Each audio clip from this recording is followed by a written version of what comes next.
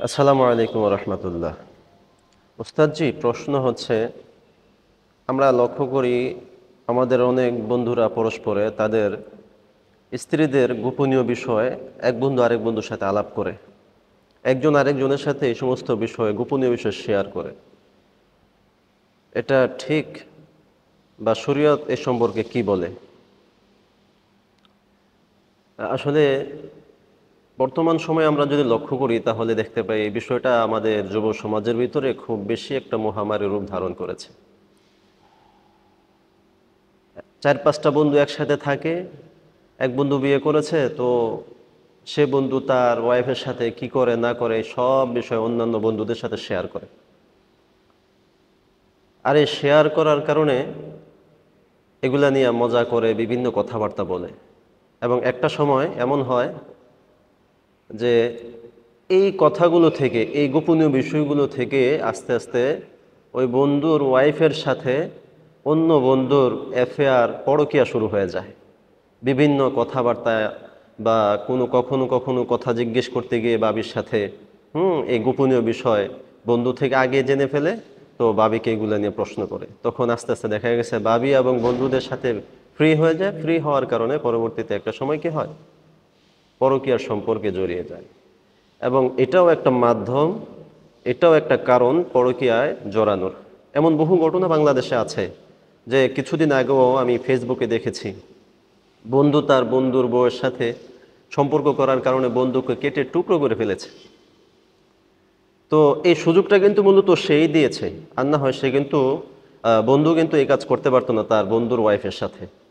হ্যাঁ, এই সুযোগটা সে করে দিয়েছে বিদায়ী আজকে সে তার ওয়াইফের সাথে পরকীয়া করার, প্রেম করার একটা সুযোগ পেয়েছে। এজন্য দেখেন ইসলাম কত সুন্দর বিধান। আল্লাহ রাসূল হাদিসের মধ্যে বলে দিয়েছেন যে স্বামী স্ত্রীর পরস্পরের গোপনীয়তা কখনো কারো সাথে প্রকাশ করবে না। স্বামী স্ত্রী একজন আরেকজনের গোপনীয়তা কারো সাথেই কেউ প্রকাশ করবে না। স্বামী তার স্ত্রীর গোপনীয়তা বন্ধুদের সাথে বা অন্যান্য মানুষের সাথে, আত্মীয়র কারো সাথেই শেয়ার করবে না। স্ত্রীও তার স্বামীর গোপনীয়তা তার বান্ধবী অথবা অন্যান্য লোকদের সাথে এগুলো আলাপ করবে না।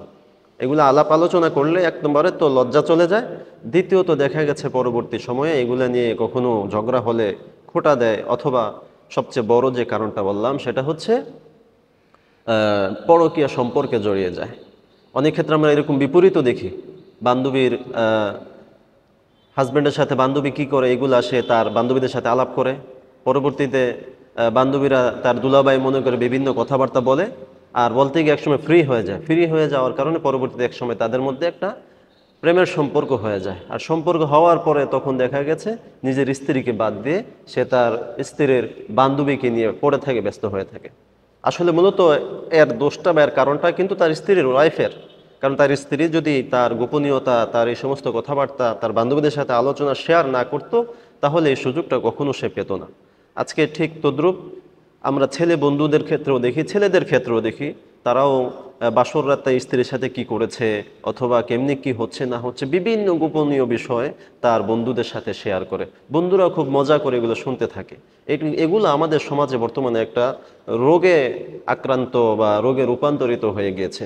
সেজন্য সকলের কাছে বিশেষভাবে অনুরোধ হচ্ছে, বিশেষভাবে যুবক ভাই এবং যারা বিয়ে শাদী করছেন বা করবেন, এই বিষয়টা খুব সচেতন থাকবেন। কখনোই স্ত্রীর গোপনীয় কোনো বিষয় কোনো বন্ধুর সাথে অথবা অন্য কারোর সাথে শেয়ার করবেন না, অতি প্রয়োজন ছাড়া। হ্যাঁ, দ্বিতীয় যারা মা বোন আছেন তাদেরকেও বলবো, আপনারাও কখনো আপনাদের কোনো গোপনীয় বিষয়, আপনার হাজব্যান্ডের কোনো গোপনীয় বিষয় আপনার কোনো বান্ধবীর সাথে কখনোই শেয়ার করবেন না। এতে একটা সময় গিয়ে আস্তে আস্তে সম্পর্কের অবনতি হয়, এবং এটা শরীয়ত যেহেতু না জায়েজ, কোনো জায়েজ নাই, এটা একটা গুনাহ এবং হারাম কাজ, যে গোপনীয় বিষয় অন্যের কাছে প্রকাশ করে দেওয়া। আল্লাহ রাব্বুল আলামিন আমাদের সকলকে এই সমস্ত বিষয় মেনে চলার এবং স্বামী স্ত্রীর পরস্পর একজন আরেকজনের আমানত রক্ষা করে চলার তৌফিক দান করুক, আমিন। আসসালামু আলাইকুম ওয়া রাহমাতুল্লাহি ওয়া বারাকাতুহু।